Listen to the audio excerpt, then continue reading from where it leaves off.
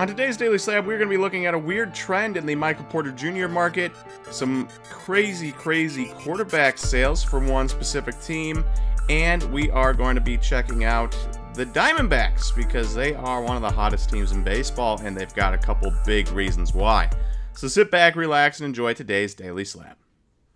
Welcome everyone to the Daily Slab. I am Nate, and the trender for today is Michael Porter Jr. So obviously, he and the Nuggets just won the championship, and while he didn't have the best playoffs, he was a bit up and down the entire way, he came in clutch with a big 16.13 rebound game in his final game. And since he's young and won a championship, even if it was, mostly Nikola Jokic and Jamal Murray along the way, his prices exploded, along with, guys like Christian Brown and stuff like that. So what's interesting to me is, not that his prices went up or anything, but it's what happened in his Prizm Silver market. So if you go back about 3 months to March 25th, you will find that there was a Prizm Silver PSA 10 and a Prizm Silver PSA 9 that sold on the same day. Since that point, the sales the day directly after, or the morning directly after the championship, there was an average sale of $86 on a Silver Prizm PSA 10 of his rookie, and an average sale of $31 on his PSA 9. And the reason that's important is because if you had bought on the 25th of March and sold the day after the championship, you would have made more money by buying the PSA 9. Almost 7% rise there compared to a 38% rise with the PSA 10. If you asked anybody, any card collector in the world, which card would they rather have, the PSA 10 or the PSA 9, they would have all chosen the PSA 10. And it wasn't like the PSA 10 was that expensive. It's not like we're talking like, oh, you can get a PSA 9 for $100 or a PSA 10 for $300, and that limits a lot of people. We're talking you could have got this card for $62 or $16. There's a lot of people out there that would have chosen the PSA 10, and I don't blame them. I would have too, thinking that was the better investment, better card, even though the pop is higher, $2,179 on the PSA 10 to $1,351 on the PSA 9.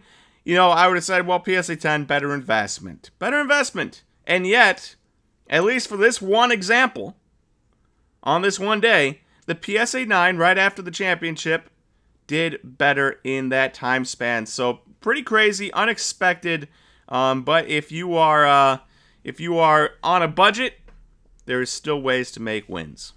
Next up, we have our post of the day, and you got a couple of San Francisco QBs here. Trey Lance on the left, Brock Purdy on the right. And you had an NTRPA Gold out of 10 BGS 9 that sold for $14,400 on the 21st of April. And you have a Brock Purdy Optic Contenders Rookie Gold Vinyl 101 Auto that sold for $12,500 on May 29th. So I know the sales aren't recent, but it's still an interesting point because why? The combined, these two guys have started 9 games in their career in the regular season. Combined, 9 games. All right? That's a lot of money being spent on a couple of guys that have started a combined 9 games. Now, Trey Lance wasn't having the greatest of time, but he was a former first-round pick, so yeah, I get the prices there. Maybe he gets traded and starts somewhere else. Brock Purdy, while he was Mr. Irrelevant, he was really good last year. In fact, his 13 touchdowns in really 6 games puts him on pace, anyways, for pretty close to 40 touchdowns in a year and 4,000 yards. That's a good season, and we all know what Kyle Shanahan can do with a team, okay? We know it. He's really good, he's a great coach, and he gets the most out of his QBs. He always has. But, man, 9 games, $12,500 for an Optic Gold Vinyl 101, Optic Contenders Gold Vinyl 101, $14,000 for an NTRPA Gold out of 10, especially because Brock Purdy seems like the man. You're spending that much on Trey Lance? people have so much money in this market and they don't know what to do with it. I can think of a million ways I would rather spend money than on these two guys. And look, I get it. Brock Purdy wins a championship as the last pick in the draft, wins a Super Bowl. You know, prices are going to go crazy. But we've seen the 49ers disappoint with every QB they've had once they get close. I don't know if I'd be betting on Brock Purdy to be the difference. And then lastly, in who's hot, who's not, we have the Arizona Diamondbacks. So they are first in the West, despite the Padres being there. Despite the Dodgers being there, it's the Diamondbacks that are first in the West at 41-26. Great record there. And big reasons why are because of their pitching, mainly their best pitcher, Zach Gallen, and their best hitter and Rookie of the Year favorite, and maybe even MVP favorite at this point if he keeps it up, Corbin Carroll. So Corbin Carroll on the year is hitting .313 with .397 on base, .589 slugging. This guy, listed at 5'10", from what I've heard, he's probably like 5'8", and he's just tearing the cover off the ball. Tearing the cover off the ball, and he's a good defender. And he hasn't missed a beat. Rookie year doesn't matter. Got drafted out of high school a couple years ago. Moved on. Got injured a couple times, but now is in the majors and is absolutely killing it. He has a 10% walk rate, a 19% K rate, so under 20% K rate and over 10% walk rate. I like that. And his 168 OPS plus leads the entire National League.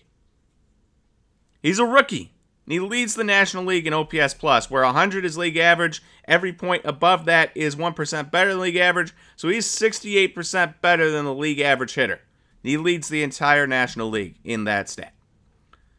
He also leads all hitters in all of baseball in Fangraphs wins above replacement at 3.3, tied with Wander Franco. So he has been incredible. Incredible. On the flip side, Zach Gallen, their best starting pitcher, has also been incredible. He's thrown 84 innings. He has a 27% strikeout rate to only a 5% walk rate, which is really nice. He has a 3.09 ERA, but a 2.39 fielding independent pitching, which a little bit of a shaky stat, but still shows that he has pitched better than what his ERA says, and he is worth 3.2 Fangraphs wins above replacement, which also leads all of baseball on the pitching side. So they have, quite literally, from a Fangraphs wins above replacement standpoint, the best pitcher and the best hitter in baseball. And that has been a major key as to why they are one of the better records in all of baseball and leading the NL West.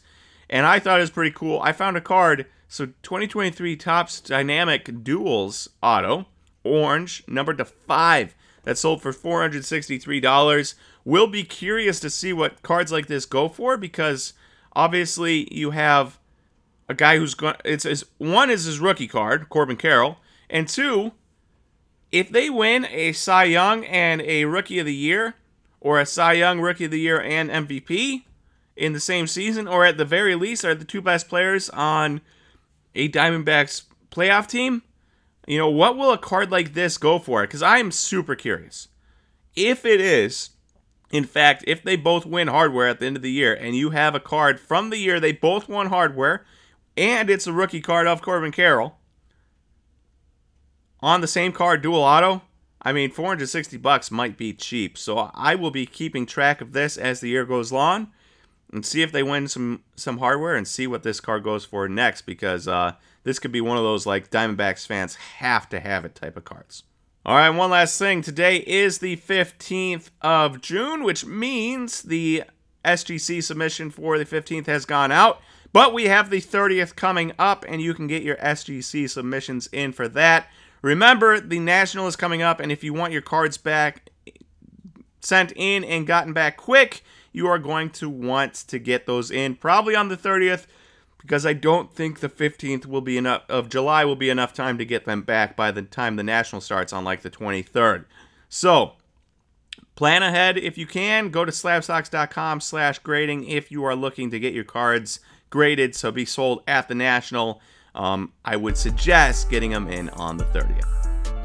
Alright, thank you everyone for watching today's Daily Slab. If you enjoyed this video, please click that like button, and don't forget to hit that subscribe, and I will talk to you tomorrow for the next Daily Slab. See you everyone.